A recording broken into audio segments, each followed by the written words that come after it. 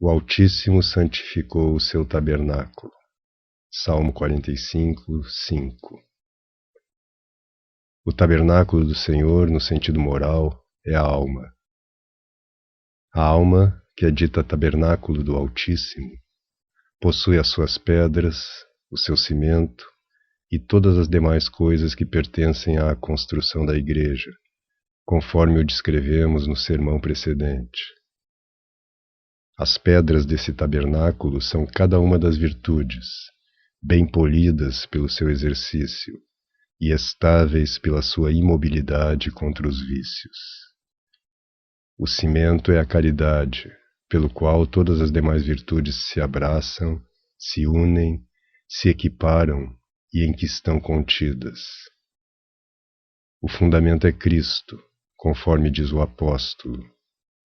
Ninguém pode pôr outro fundamento senão o que foi posto, que é Jesus Cristo. Primeira Epístola aos Coríntios 3:11. Possui paredes pela contemplação dos bens celestes, pelas quais inere mais proximamente a Cristo, seu fundamento, afastada dos afetos terrenos.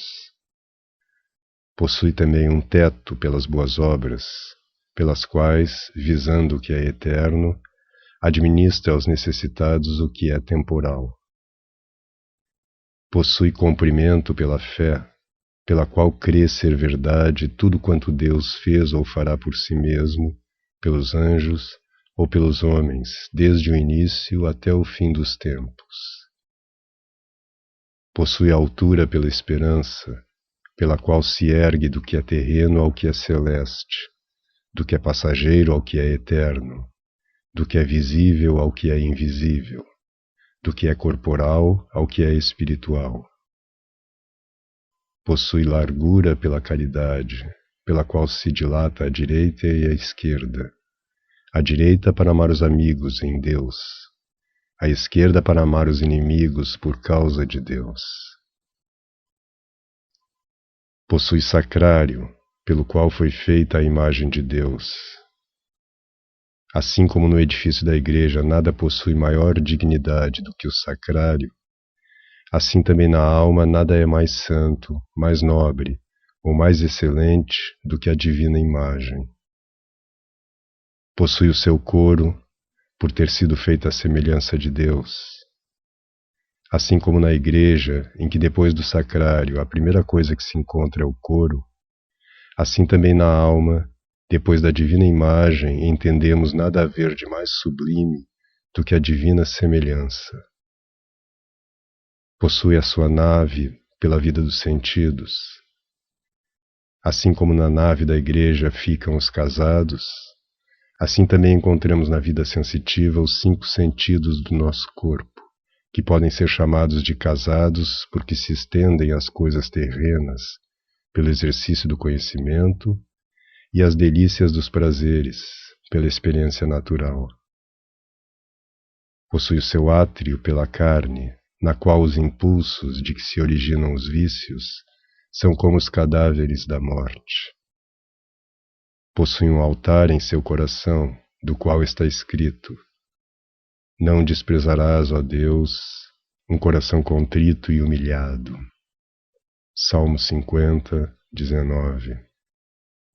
Possui janelas vítreas em seus sentidos espirituais, pelos quais é iluminada pelos raios do verdadeiro sol e se liberta da cegueira de sua ignorância.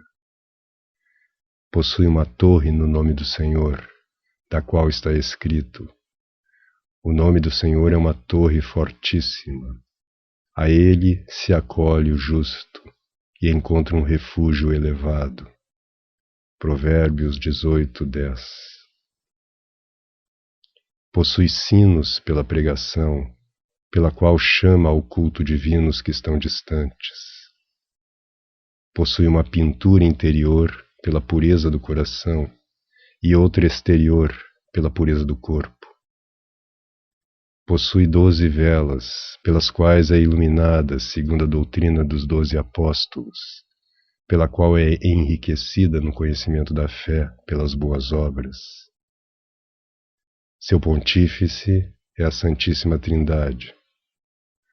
O Pai circunda-a pela potência, o Filho pela sabedoria, o Espírito Santo pela benignidade.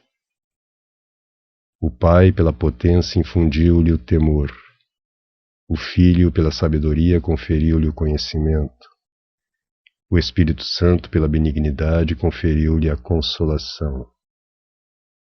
O Pai lhe diz: Eu fiz o céu e a terra, o mar e todas as coisas que há neles.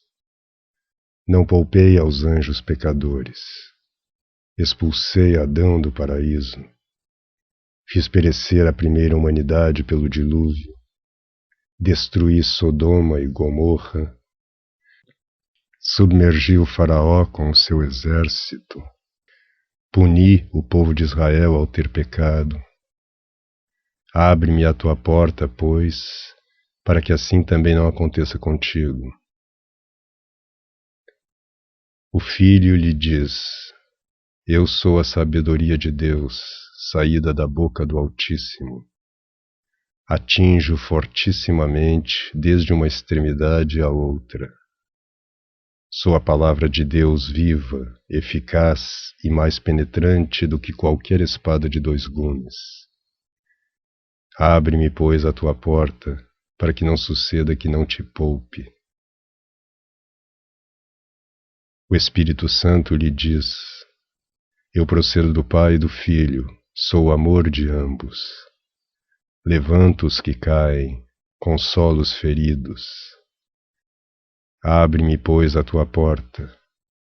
Se queres, farei a tua felicidade pela alegria espiritual. Porém, esses 3 são um só Deus, assim como são um único Pontífice. Desse modo, a Santíssima Trindade santifica essa Igreja internamente e externamente. Internamente purificando-a das manchas do Espírito, externamente purificando-a das manchas da carne. Esforçai-vos, portanto, irmãos caríssimos, cada um de vós esforçai-vos, dizia eu, para que, segundo as coisas que acabamos de mencionar, se construa um tabernáculo de Deus, para que nele Deus se digne habitar. Grande de fato é a honra, grande a segurança, grande é a glória de se possuir a Deus habitando em nós. Seja para nós a maior de todas as obras fazer com que sejamos tais interna e externamente. Internamente pela fé, externamente pela boa obra, para que o Deus da majestade se digne vir a nós e em nós fazer a sua casa. Mas porque não poderemos ser assim sem a sua graça, é necessário que a imploremos incessantemente pela oração.